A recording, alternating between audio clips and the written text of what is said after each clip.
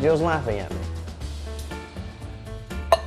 Welcome back to At Home. Come on in and watch our show. Welcome back for our next adventure in the kitchen. So far this week, we've done bread, pizza, dog treats, and... My 3 food groups. Those in a row. Yeah, bread, pizza, and dog treats.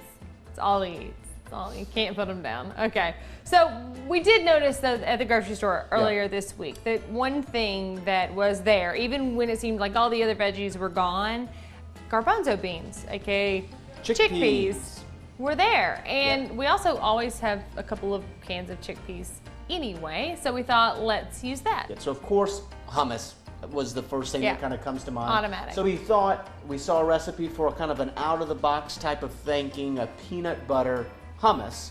A lot of people have peanut butter left over in their cabinet as well, so we decided, step 1, let's make a snack out of some of the beans, because they usually come in a 4-pack. You can buy multiple cans, and they're very cheap, very nutritious, packed with protein, and so it's a great snack for sure. So we're going to do twofold on this one. One is going to be the snack.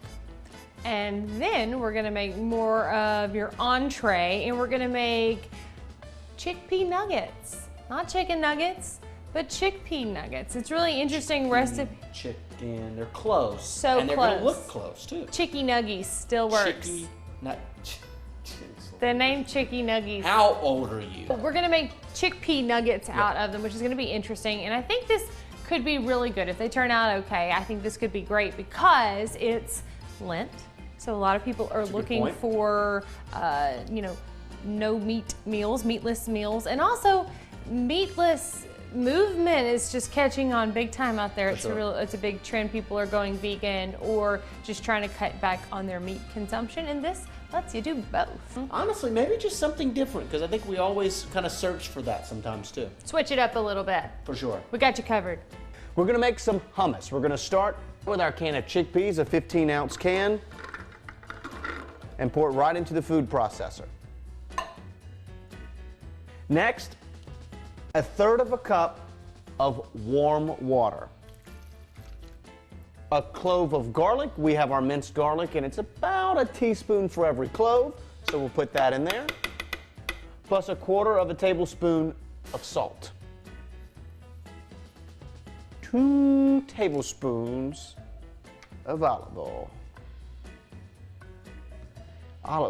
Jill, wasn't that the name of Popeye's girlfriend? Yes, it was. That's what I thought. Terrible name. Don't give your children that. Olive oil. We went the cheapo route, and we went with the calls for 3 tablespoons of lemon juice. Calls for 4 tablespoons of peanut butter. Now I know this is kind of unique, but that's why we chose this recipe. We figured that most people have some peanut butter on hand mixed with the chickpeas to make this interesting hummus. A blender can be used if you don't have a food processor at home, unless you want to spend a few hours with your hands. Probably go with a food processor or a blender. Now that all the ingredients are in, we're going to blend until it's smooth. We have to make sure to kind of cut it down. If it still looks a little too thick, you can add some warm water to it to kind of blend it down to make it into a dip-like consistency. So let's go. When did you put this can of beans up here? I have a feeling it's going to taste a little like peanut butter, but the recipe did say it was kid-friendly, and to get kids to eat things, you got to go pretty tasty. So we're going to try it here. A little blast from the past with our bread that we made the other day. I've toasted it in the toaster to make it nice and crispy because I felt like it would be perfect for this dip.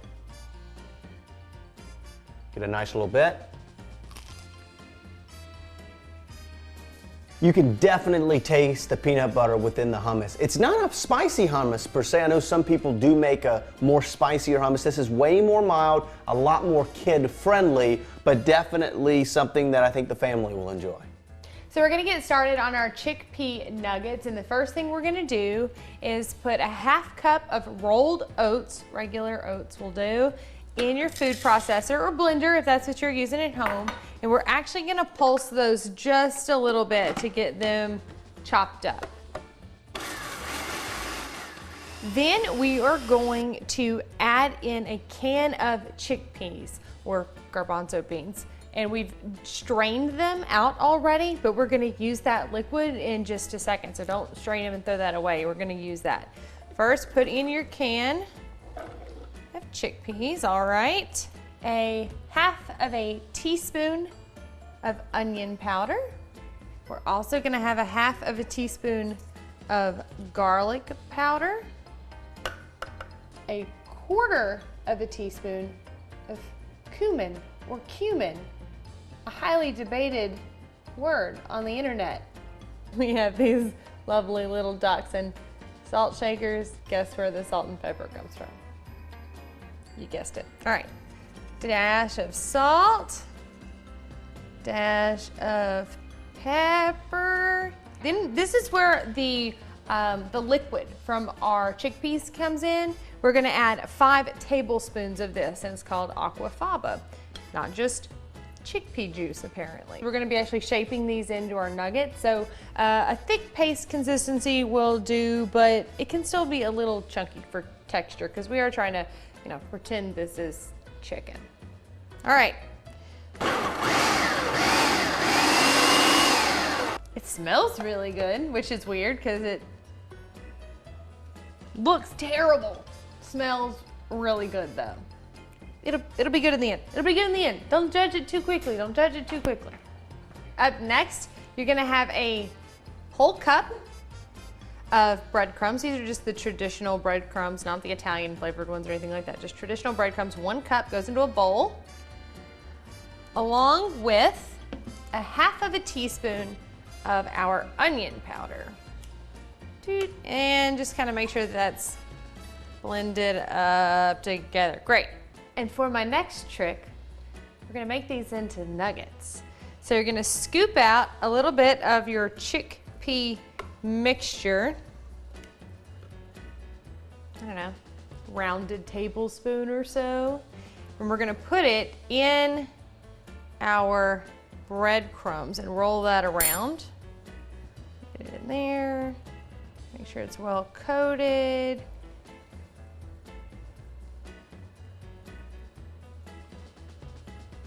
All right. And you know, make them into whatever shape you want. Why don't just be little nuggets? Just like that. Any idea what you're dipping them in? Ooh, that is a good question. What are we gonna dip them in? There's always ketchup, which I think a lot of people go for.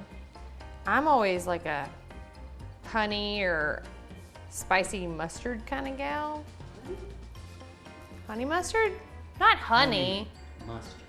Crazy.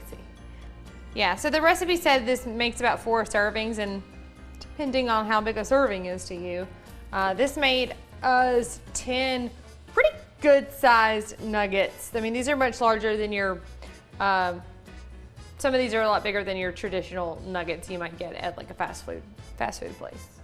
Okay, so we've spritzed these each with a little bit of canola oil, just helps them crisp up a little bit better. We're gonna pop them into our oven that's been set at 350 for 20 minutes.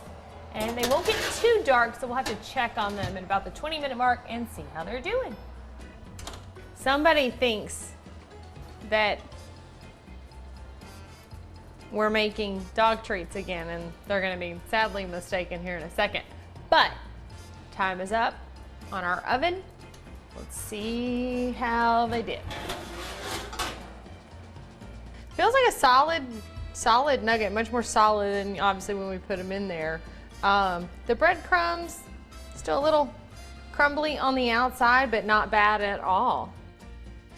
Okay, so we finished everything up, and you've already tried the hummus dip, which is pretty good. Yes. Not bad at all. Definitely, if you want a little bit more flavor, maybe some salt, pepper, maybe even some Tony Sasseries would be pretty good. Some Cajun seasoning. Not bad at all. Yeah, maybe something for a little bit of a kick of it. But if it's sure. for kids, peanut butter hummus works out great. Should be good for their palate. But this is what I want to know about. Yes, cooking in the kitchen has made me use big words like palate. You're doing so well. This is what I want to know about, though. I want to know about these chickpea nuggets. Chicky nuggets. Chicky nuggets. Break it apart. Breaks apart like a chicken nugget. I don't know if you heard the crisp. So it is still, despite it being, there's a little grit left behind just because naturally it's not like it's deep fried to where everything would cluster together. There is a little residue left on your fingers, but there was still some crisp to it. As she broke it apart, you could hear the crisp. Looks like a chicken nugget. I don't hate that at all. It's interesting. It's definitely different from anything that I've had. It isn't to be confused with a chicken nugget at all. But you're able to dip it, so you're getting a little bit of the best of both worlds, so to speak. Not bad at all. If you're trying to, get in on the meatless movement, or maybe for Lent you need something to whip up on a Friday, this is not a bad option at all. We have an air fryer, and we were considering using it, but we decided to go with the oven just because that is what the recipe called for. I think maybe in the air fryer it could crisp it up a little bit and could be a little bit more interesting too. Possibly. Sure. If you have an air fryer at home, you can certainly use it too. For sure. But it turned out okay. See you tomorrow.